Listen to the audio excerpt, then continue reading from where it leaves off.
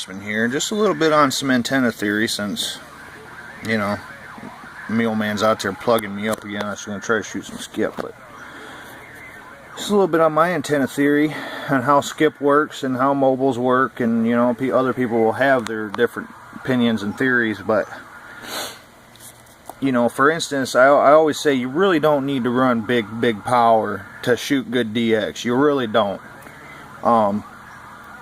Does it help? Most definitely. And now in these days there's more interference and different things that react with CB antennas now, and a lot of people do run extra power, but really you really don't need extra power if your equipment is running properly.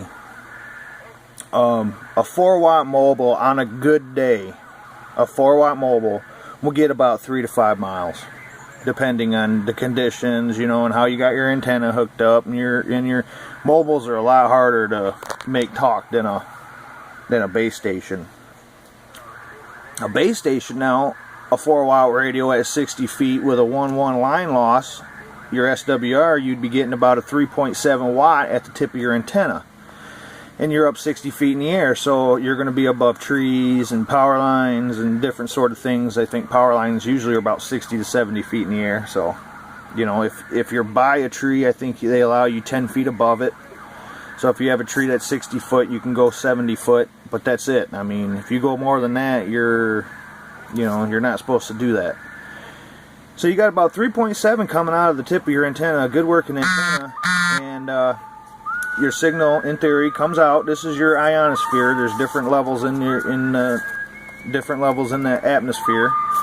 I don't know them all, but this is the ionosphere, is the one it bounces off of. So you put, you know, and then you bounce it. That's how you can. That's your skip. And this I call is just Mother Nature right here. This is Mother Nature. You can't do nothing about this. Some days she'll let you, some days she won't. This is just a little bit about my theory, you know. And it just goes to show that you really don't have to put tons and tons and tons and tons of power into the air. You really don't. You really don't need to. Like I said, I've talked all over the place on a Cobra 2000. That radio keys maybe 3 watts, and you know, swings maybe 12. So PEP, peak envelope power. So as which I don't know why they call it that. They might as well just call it modulation. Your carrier is always going to be the same. So, yeah, if you're swinging 4 RMS, you're law right there. But anyway, it's a little bit about antenna theory anyway, and how the Craftsman shoots skip. See ya.